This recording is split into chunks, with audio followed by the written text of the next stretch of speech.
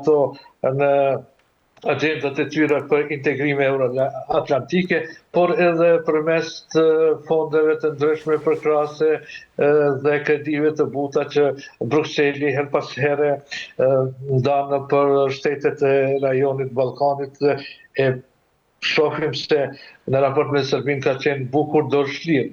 Pra nëse deklaratat qofshin nga Brukseli, qoftë nga Ballkani, nga Washingtoni, nuk shoqërohen edhe me veprimet të tyre në stilin e shkopit dhe karotës, atëherë ne mund pres që vazhdoj kjo situatë e ngërçit sa i përket procesit të dialogut dhe mos kemi një normalizim të marrëdhënieve Kosovë-Serbi. Edhe historia edhe më parë na ka treguar se shtetet e Ballkanit janë të dëgjueshme, nëse mund të them kështu, apo janë bashkëpunuese, vetëm atëherë kur ato detyrohen ose kërcënohen qoftë me anë të sankcioneve apo edhe ndaljes këtyre financimeve nga Brukseli. Qartë. Mirë, zotëri Ziri, ndjekim tjetër deklaratë që ka bërë presidenti serb Aleksandar Vučić dhe rikthehemi. Presidenti i Serbisë Aleksandar Vučić ka thënë se do të kërkojë BE-s që të gjitha vendet e Ballkanit perëndimor të pranojnë BE bashkërisht. Këtë deklaratë kanë dhënë nga zyra e Vučić para udhëtimit të presidentit serb për në Bruksel, ku të mërkurën do të marrë pjesë në një darkë të organizuar nga presidenti e KE, Ursula von der Leyen, bashkë me presidentin e Këshillit Evropian, Antonio Costa. Nëse pranoni 1, 2 ose 3 prej nesh, çfarë do të bëjmë me pjesën tjetër? Si do ta trajtojmë këtë? Si do t'i zgjidhim të gjitha çështjet e hapura? Ka thënë Vučić në një panel të titulluar Konkurreshmëria Evropiane në një mjedis të fragmentuar gjeopolitik, të mbajtur në forumin Beltalk, të organizuar nga Globsec. Ai shtoi se bëhet fjalë për të ardhmen e rajonit, por edhe për të ardhmen e Evropës. Nëse dikush dëshiron të kuptojë gjeopolitikën, kjo është e vetmja gjë që BE-ja mund të bëjë, të na mirëpresë të gjithëve së bashku, pa kufimi disnesh. Mirë, zotëri Ziri, Vučić thotë se të gjitha vendet e Ballkanit perëndimor duhet të pranohen bashkërisht në Ballkanin, në Bashkimin Evropian, dhe sa realist mund të jetë ky skenar, por nga ana tjetër cilat do të ishin edhe pengesat politike që mund të ketë brenda Bashkimit Evropian. Nëse bazohemi tani në deklaratën e presidentit serb Vučić, shohim se është një deklaratë më shumë për konsum të brendshëm politik dhe për të shprehë një lloj vullneti të tij, pse jo dhe të rreshëm në Bruksel gjatë mbajtjes së atij takimi të paralajmëruar. Pasi që nëse do i shtoj pyetja presidentit Vučić se kur thotë se gjitha shtetet e Ballkanit e antarësohen në blok për një herë, a do të nënkuptonte që edhe Kosova të ishte në këtë grupë në 400 ose 600 ose 500 e shteteve të rajonit. Unë jam i sigurt se ai do të thoshte jo, nuk e parashok Kosovën këtu, pasi sipas diskursit të tyre, Kosova është pjesë e Serbisë. Pra është një deklaratë thjesht më shumë për protagonizëm politik të Vučićit, qoftë për opinionin e brendshëm në Serbi, por qoftë edhe për atë bashkimit evropian, sepse nuk mund të ketë kurrë antarësimin në blok të shteteve të Ballkanit, kur dihet se secila ka detyrimet dhe obligimet e veta, detyrime këto që i kërkon vetë Brukseli. Dhe në çdo deklaratë që vjen nga zyrtarët e Brukselit, ne jemi dëshmitar se është thënë se rruga e Kosovës dhe Serbisë, pra të këto dy shteteve në veçanti, kalon përmes dialogut, përmes normalizimit të marrëdhënieve të tyre mes si dy shteteve fëmijë.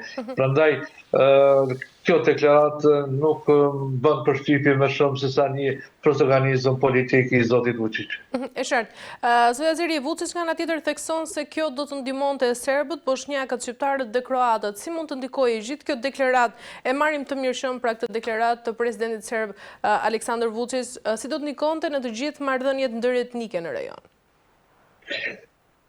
Tu mund të them nëse marrim mirëqenë, siç e thatë edhe ju, atëherë ne mund të kemi një paketim të rajonit të Ballkanit, ku si shtete anëtare do të mund të kishim ato zërat radikal, zërat të ekstremit nacionalist që të ishin më të pafuqishëm, do të kishte një zhvillim ekonomik, një zhvillim politik, kultural, në drejtim të shteteve të Ballkanit. Megjithatë, ka rrezik që Bashkimi Evropian të fillojë të ballkanizohet.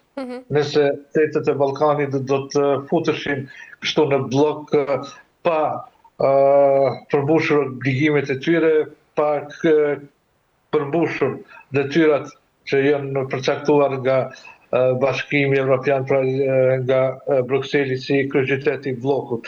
Pra unë nuk jam shumë optimist këtij antarësimi, duke i para antagonizma që qëndrojnë mes shteteve të Ballkanit, mes popujve që përpojnë këtë rajon, sidomos nga e kalura jo fort e largët, që shihet kudo, qoftë në Serbi, qoftë në Maqedoni, qoftë në Bosnjë-Hercegovinë, pra këto vende ku ka pasur luftë, akoma duhet një kohë për të shëruar dhe si rezultati i vazhdimit të këtyre antagonizmave, të këtyre nacionalizmave që jo rrallëherë ndeshën, ne kishim rastin e Bosnjë-Hercegovinës, kur ky shtet rrezikonte seriozisht zhbërjen e tij.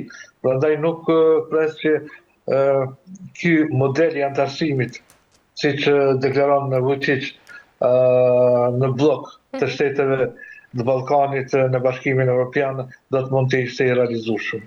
E qartë, zotëri, nga ana tjetër, pse është bërë kjo deklarat pikërisht në këto momente dhe cili është qëllimi, cili është mesazhi që presidenti serb Aleksandar Vučić po përpiqet t'i dërgojë Bashkimit Evropian dhe komunitetin ndërkombëtar ndërkaq me gjithë të qëndrim të fortë ndaj tij për pranimin e përbashkët të rajonit?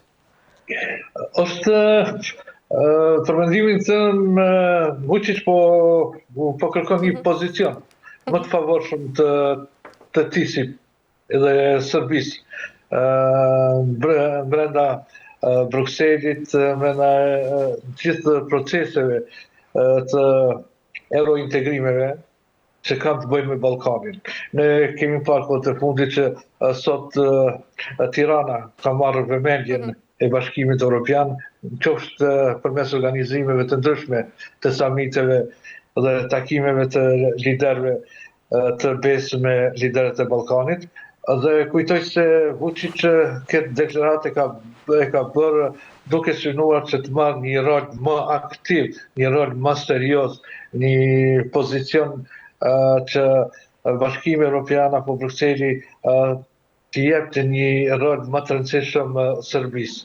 Nuk shoh se me këtë deklaratë Vučić ka ndryshuar mendjen e tij, ka ndryshuar politikën e tij, dhe është bërë më i afërt apo më optimist për integrimet të rajonit dhe duhet Serbisë në Bashkimin Evropian. Ne shohim edhe me anketat që janë bërë atje, nuk